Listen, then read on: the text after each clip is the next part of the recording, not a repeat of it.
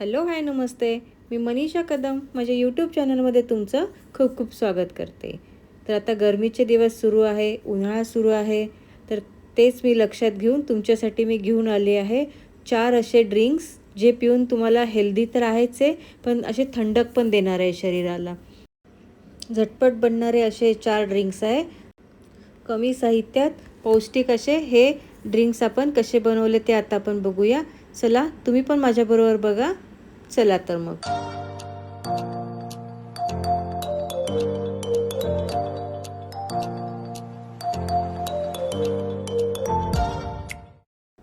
आजचं आपलं पहिलं ड्रिंक आपण बघूया कसं बनवलं. हे बघा त्याचं लुक बघा किती छान दिसतोय. तसंच ते खूप हेल्दीसुद्धा आहे. तर हे आहे आपलं कच्च्या कैरीचं पन्हं. तर आज आपण कैरीचं पन्हं बनवतोय. त्यासाठी मी इथे 2 कैऱ्या घेतलेल्या आहे. छोट्या छोट्या घेतलेल्या आहे मी कैऱ्या. तुम्ही एकसाथ जास्ती क्वांटिटीमध्ये सुद्धा हे बनवून ठेवू शकता. पण मी आत्तापुरतंच हे बनवणार आहे. कैऱ्यांबरोबरच मी इथे सब्जा बी घेतलेला आहे, थोडीशी ब्लॅक पेपर घेतलेली आहे आणि गूळ घेतलेला आहे. आपण यामध्ये गूळ घालणार आहोत. तुम्हाला हवी असेल तर तुम्ही साखरसुद्धा घालू शकता. सर्वात पहिले आपण हे सब्जा भिजायला घालू. सब्जा काय 10-15 मिनटात छान फुलून येतात, सॉफ्ट होतात ते. आणि आता जेवढे आहेत ना त्याचे डबल टिबल ते मोठे होणार आहेत. त्यात पाणी नेहमी जास्ती घालायचं सब्जामध्ये. आता ह्या कैऱ्या आपण आहे ना कुकरला लावून 2-3 शिट्ट्या काढून घेणार आहे. पूर्णपणे त्या आपल्याला शिजवून घ्यायच्या आहेत. तर मी या कुकरला लावते आणि त्याच्या आपण शिट्ट्या होऊस्तर वाट बघू. तोपर्यंत आपण पुढची तयारी करून घेऊ. गूळ आहे ना आपल्याला किसून घ्यायचा आहे. किसला नाही तुम्ही बारीक असं फोडून घेतला तरी चालणार आहे, पण मी इथे किसून घेते आहे. कारण तो मिक्ससुद्धा मग पटकन होणार आहे किसल्यामुळे. जर तुम्ही फोडून घेतला तर थोडासा वेळ लागू शकतो त्याला मिक्स व्हायला. तर या पद्धतीने मी इथे गूळसुद्धा किसून घेतलेला आहे. गूळसुद्धा तुम्ही कमी जास्ती घेऊ शकता. तुम्हाला जर जास्ती गोड पाहिजे असेल तर थोडा जास्ती गूळ घ्या, नाहीतर थोडासा कमी घेतला तरी चालणार आहे. मी इथे थोडासा कमीच गूळ घेतलेला आहे. हे बघा इथे आपल्या कैऱ्या छानपैकी शिजलेल्या आहेत. बघा किती छान शिजल्या. त्याचं सालसुद्धा अलग झालेलं आहे बघा. आत्ताच आपण कुकर खोलला. कैऱ्या खूप गरम आहे तर त्यांना थोडंसं थंड आपल्याला होऊ द्यायचं आहे. मी या कैरीचं साल बाजूला करते आणि थोडंसं थंड होण्यासाठी साईडला ठेवून देते. मी या कैऱ्या कुकरला लावून छान 3 शिट्ट्या होऊ दिल्या. कैऱ्या छोट्या होत्या ना त्यामुळे त्या शिजल्या पण पटकन आणि छान शिजल्या गेल्यात. आता त्याचं साल आपण असं साईडला काढून ठेवूया. मग ते पण आपलं छान गार होईल आणि नंतर आपल्याला सालीचा आणि कोळीचा गर काढून घ्यायचा आहे. तर मी साल हे थंड होण्यासाठी ठेवते. तोपर्यंत हे कोळी आणि कोळीचं जे पाणी आहे खाली आपल्या कैऱ्या शिजलेलं ते सुद्धा आपल्याला थंड करून घ्यायचं आहे. तर आता हे थंड झाल्याशिवाय आपण आता काहीच करणार नाही. याला शांतपणे आपण गार होऊ देणार आहे. तोपर्यंत हे गरम गरम असतानाच ना जो आपण गूळ किसून ठेवला तो यामध्ये आपल्याला घालायचा आहे. कारण हे गरम आहे ना आपलं कैरीचा गर आणि ते पाणी गरम आहे, तर आपल्या गूळ आहे ना छानपैकी त्यामध्ये विरघळून जाईल. त्याला छानपैकी मी मिक्स करते आणि हे सर्व थंड व्हायची वाट बघते. आपल्या ह्या कैरीच्या साली गार झाल्यात ना तर त्याचा मी गर काढून घेते. तोपर्यंत आपल्या कोळी आणि कोळीचं ते पाणी शिजलं ते पण गार होईल. मग आपल्याला कोळीचा गरसुद्धा काढून घ्यायचा आहे. छान शिजल्यामुळे त्याचा गर आसानीसे निघतो, काहीच वेळ लागत नाही गर काढायला. आता गरमीचे दिवस आहे. आपल्याला दुपारी कुठे बाहेर गेलो, घरी आलो तर खूप असे ऊन लागतं ना, तर असं काहीतरी छान थंड प्यावंसं वाटतं. तेव्हा आपण हे असं कैरीचं पन्हं करून ठेवलं ना तर ते आपण केव्हा पण घेऊ शकतो. ते कोल्ड्रिंक्स वगैरे घेण्यापेक्षा हे तर आपलं छानपैकी इन्स्टंट एनर्जी देणारं ड्रिंक घरच्या घरी आपण तयार करून पिऊ शकतो. कैरीचं पन्हं हे आपल्या आरोग्यासाठी सुद्धा खूप चांगलं आहे. पिलं तर आपल्याला त्याचे फायदे मिळणारच आहे. म्हणून हे कैरीचं पन्हं तुम्ही नक्की बनवा आणि जेव्हा पण तुम्हाला प्यावंसं वाटेल गरमीमध्ये तेव्हा तुम्ही अवश्य प्या. आजच्या ज्या माझ्या 4 रेसिपीत आहेत ना गरमीचे मी ड्रिंक्स बनवते आहे ना, ते सगळे हेल्दी तर आहेच आहे, पण ते झटपट बनणारे सुद्धा आहे. टाईम सेविंग रेसिपीज आहे आजच्या माझ्या. आणि त्यांना जास्ती काही सामान पण लागत नाही. घरच्या सामानामध्ये इझिली ते इन्ग्रेडियंट्स आपल्या घरी असतातच, तर आपण ते बनवू शकतो. इथे मी दोन्ही कोळींचा गर छानपैकी काढून घेतलेला आहे आणि आपलं हे गर थंड पण झालेला आहे. आता छानपैकी तो आपल्याला मिक्स करायचा आहे आणि चाळणीमधून चाळून घ्यायचा आहे. चाळणीमधून यासाठी चाळून घ्यायचा की त्याच्या गुठळ्या वगैरे काही खाली राहायला नको. तुम्ही हे पुरणाच्या चाळणीने सुद्धा चाळून घेऊ शकता. इझिली चाळलं जातं, काही वेळ लागत नाही. कारण हा गर पण शिजलेला आहे ना, तो इझिली तो त्या चाळणीतनं गाळला जातो आणि मॅश झाला जातो ना, त्यामुळे काही गुठळ्या राहायचा प्रश्नच येत नाही. छान प्लेन असं सरबत आपल्याला मिळतं. तुम्ही हे मिक्सरमधून सुद्धा फिरवून घेऊ शकता. पण मिक्सरमध्ये जर फिरवलं ना, तर ते थोडंसं त्याला फेस येतो आणि फेस आपल्याला जास्ती आवडत नाही ना, म्हणून मी हे असं पुरणाच्या चाळणीतनं चाळून घ्यायचं. हे बघा तुम्ही बघू शकता पूर्णपणे चाळलं जातं इझिली आणि वेळसुद्धा लागलेला नाही आहे आपल्याला. आणि वरतीसुद्धा बघा काही गुठळ्या राहिलेल्या नाही आहे, मॅश झालेलं आहे पूर्णपणे ते. तर हे असं पूर्णपणे आपल्याला मॅश करून गाळून घ्यायचं आहे. मग आपलं पन्ह इथे तयार होणार आहे.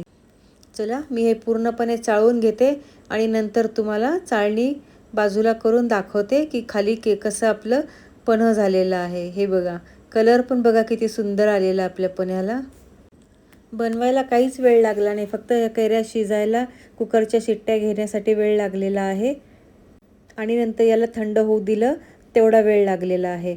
झटपट असं आपलं कैरीचं पन्ह इथे बनवून तयार झालेलं आहे.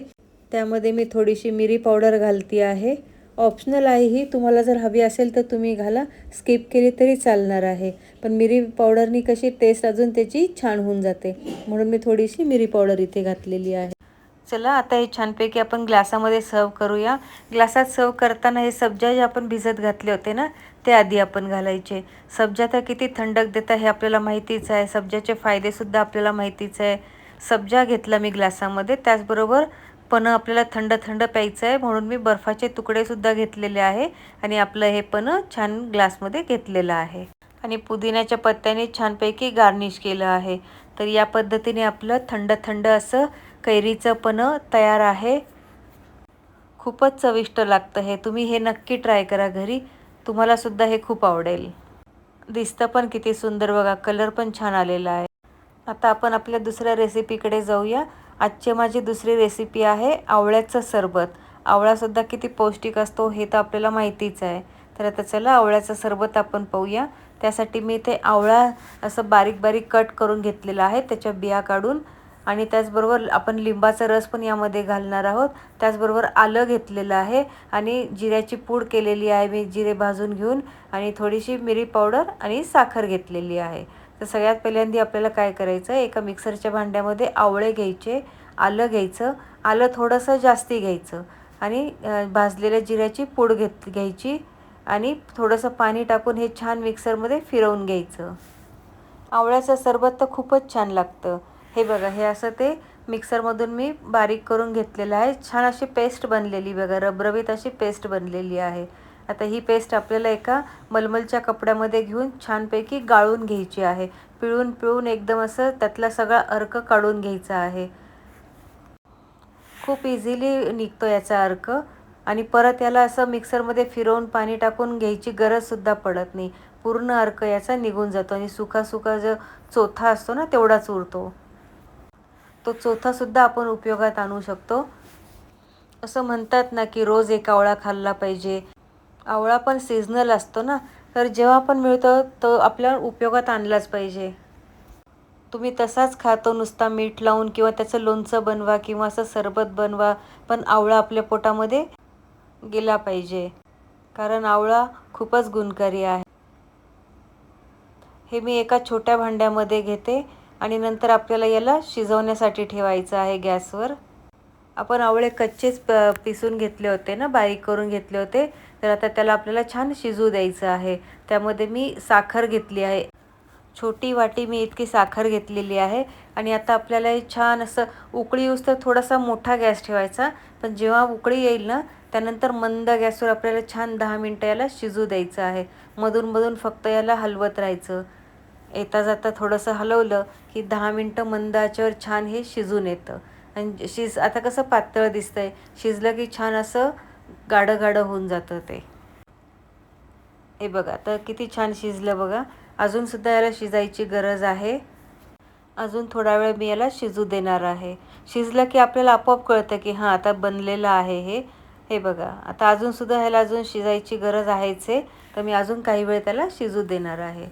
काही घाई करायची नाही, आपल्याला याला आरामात शिजवायचं आहे. हा आवळा असा शिजून छान गार झाला की तुम्ही हवाबंद काचेच्या बरणीमध्ये भरून ठेवू शकता आणि जेव्हा प्यायचं तेव्हा काढून थोडंसं आवळ्याचं सरबत घ्यायचं आणि त्यामध्ये थंड पाणी घ्यायचं, बर्फ घ्यायचा, असं ते मिक्स करून प्यायचं. तर यामध्ये मी थोडा लिंबाचा रस घेतलेला आहे आणि थोडंसं काळं मीठ घेतलेलं आहे. ते पण आपल्याला छान मिक्स करून घ्यायचं आहे. हे गार झालेलं आहे. आता आपण ते सर्व करूया. एका काचेच्या ग्लासामध्ये 3 चमचे मी हे सरबत घेणार आहे. याची टेस्टसुद्धा तुम्हाला जशी पाहिजे ना, जास्ती आंबट पाहिजे की कशी पाहिजे त्या प्रमाणात तुम्ही हे सरबत घेऊ शकता. आणि त्याच्याचबरोबर थंड थंड आपल्याला पहिलं छान वाटणार आहे, म्हणून खूप सारा बर्फ घ्यायचा आणि थंड पाणी पण त्यामध्ये आपल्याला टाकायचं आहे. या आवळ्याच्या सरबतामध्ये सुद्धा मी सब्जा बी टाकते आहे. सब्जा बी टाकून छान मिक्स करून घ्यायचं. किती पटकन बनलं बघा आपलं आवळ्याचं सरबत. आता आपलं आवळ्याचं सरबत छानपैकी पूर्णपणे सर्व करण्यासाठी तयार आहे. हे बघा किती टेम्पटिंग दिसतं आहे. कलर पण छान असा आलेला आहे त्याचा आणि चवीला तर एकदम उत्कृष्ट लागतं हे. आता आजचं आपलं तिसरं ड्रिंक आहे पुदिन्याचं सरबत. पुदिन्याचं सरबत पण एकदमच पटकन बनतं, काहीच त्याला वेळ लागत नाही. इथं मी खूप सारी पुदिन्याची पानं घेतलेली आहेत. ती थंड पाण्यामध्ये अर्धा तास भिजवून घेतलेली आहे. त्याचबरोबर भाजलेल्या जिऱ्याची पूड घेतली, बडीशोप घेतले. एका मिक्सरच्या भांड्यामध्ये पुदिन्याची पानं घ्यायची, भाजलेल्या जिऱ्याची पूड घ्यायची, बडीशोप घ्यायची आणि काळी मिरी पावडरसुद्धा घ्यायची आहे. त्याचबरोबर जे आपण लिंबू घेतलेला आहे त्याचा थोडासा रससुद्धा आपल्याला लागणार आहे, तर तोसुद्धा मी यामध्येच पिळून घेणार आहे. आणि हे आपल्याला छान मिक्सरमध्ये पाणी टाकून वाटून घ्यायचं आहे. एकदम त्याची फाईन पेस्ट बनवायची आहे. तर हे बघा अशी फाईन पेस्ट त्याची बनलेली आहे. आपण हे जेव्हा मिक्सरमध्ये बारीक करतो ना, तेव्हा तुम्ही थोडीशी साखरसुद्धा घालू शकता. मी नाही घातलेली आहे साखर. आता हे जे आपण मिक्सरमधून पुदिन्याचं सरबत बारीक केलं ना, ते आपल्याला छानपैकी गाळून घ्यायचं आहे. मी आता हे चहाच्या गाळणीतनंच गाळून घेते. तुम्ही कपड्यामध्ये, मलमलच्या कपड्यामध्ये सुद्धा ते घेऊन गाळून घेऊ शकता. इझिली गाळलं जातं ते. पाणी पाणी आपल्याला घ्यायचं आहे आणि हे जे राहिलेला चोथा आहे तो बाजूला ठेवायचा आहे. तो सुद्धा आपण उपयोगात आणू शकतो. फेकायचं आपल्याला काहीच नसतं. या पद्धतीने मी सगळं ते पाणी गाळून घेतलेलं आहे आणि त्याच्यामध्ये मी थोडंसं मीठ घातलेलं आहे. छानपैकी मिक्स करून घ्यायचं. मीठच आहे, इझिली मिक्स होतं. आणि आता ते आपल्याला सर्व करायचं आहे.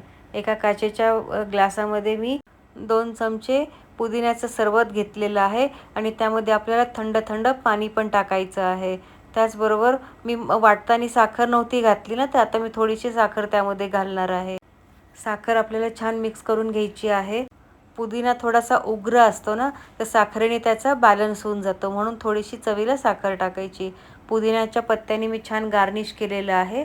हे असं आपलं टेम्पटिंग पुदिन्याचं सरबतसुद्धा इथे पिण्यासाठी तयार आहे. आत्ताची आपली तिसरी रेसिपीसुद्धा बनवून तयार आहे. तुम्हीसुद्धा ही घरी नक्की ट्राय करा. आता बनवूया आपली आजची चौथी आणि शेवटची रेसिपी, ती म्हणजे टरबुजाचं सरबत. तर ते कसं बनवायचं ते पण आपण झटपट बघूया. ते सुद्धा पटकन बनतं, काही वेळ लागत नाही. हे बघा टरबुजाचं सरबत किती टेम्पटिंग दिसतंय आणि ते लागतंसुद्धा छान. एकदम असं आपण त्याच्यात काळं मीठ वगैरे टाकतो ना, तर टेस्ट त्याची खूपच छान लागते. टरबूज गोड असतं, त्यात काळं मीठ, तर अशी चटपटी टेस्ट लागते त्याची छान. तर चला त्यासाठी काय काय लागतं ते आपण बघूया.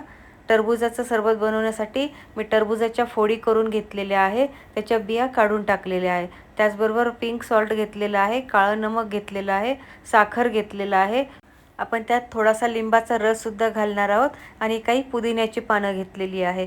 आता एका मिक्सरच्या भांड्यामध्ये आपल्याला टरबुजाच्या फोडी घ्यायच्या आहेत, साखर घ्यायची आहे, त्यामध्ये अगदी थोडंसं लिंबू पण पिळून घ्यायचं आहे आणि पुदिन्याचे पानंसुद्धा त्यामध्येच आपल्याला टाकायचे आहे आणि हे सर्व आपल्याला छान बारीक करून घ्यायचं आहे.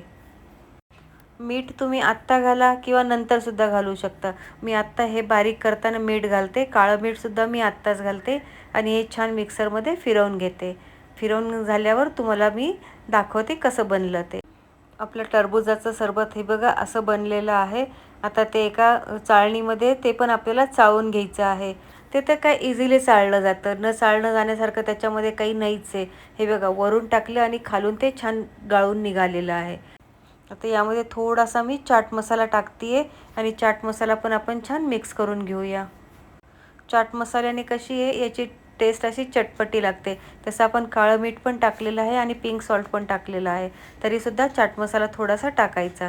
आता आपण ते छानपैकी सर्व करूया एका काचेच्या ग्लासमध्ये. काचेच्या ग्लासमध्ये मी टरबूजाच्या काही फोडी ठेवल्या होत्या, तर त्या मी सुरुवातीला घालते आहे ग्लासामध्ये आणि त्याच्याचबरोबर सब्जा बी पण घालते आहे. यामध्ये मी बर्फाचे तुकडेसुद्धा घालते आहे. तुमच्या आवडीनुसार 1 घाला, 2 घाला, 3-4 घाला. तुम्हाला जेवढे पाहिजे तेवढे बर्फाचे तुकडे घ्या. आणि आता आपण त्यामध्ये टरबूजाचं ज्यूस घालून घेऊया. मी आज बनवलेली 4ही सरबतं तुम्ही आहे ना आधी बनवून ठेवू शकता. तुमच्याकडं कोणी पाहुणे येणार असतील किंवा आपल्याला कुठे बाहेर जाऊन यायचं आहे आणि दुपारी गरमीमध्ये घरी येणार आहोत, तर छानपैकी फ्रीजमध्ये बनवून ठेवा. म्हणजे आल्या आल्या तुम्हाला थंड थंड सरबत प्यायला मिळतील. आणि बाहेरचं काय ना कोल्ड्रिंक्स वगैरे पिण्यापेक्षा सरबत तर केव्हाही चांगलेच आहेत. आपलं टरबूजाचं सरबत इथे बनवून तयार आहे. पुदिन्याच्या पत्त्याने मी त्याला गार्निश केलेलं आहे.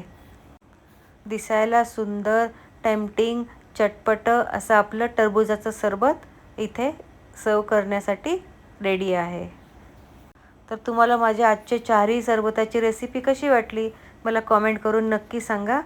आता हा व्हिडिओ मी इथे सेंड करते. आपण लवकरच भेटणार आहोत एका नवीन व्हिडिओमध्ये. तोपर्यंत तुम्ही हा व्हिडिओ बघा. व्हिडिओला लाईक, शेअर, सबस्क्राईब करा. मी लवकरच एक नवीन रेसिपी घेऊन पुन्हा येईल. तोपर्यंत तुम्ही सर्वांनी काळजी घ्या. तोपर्यंत सर्वांना बाय, टेक केअर.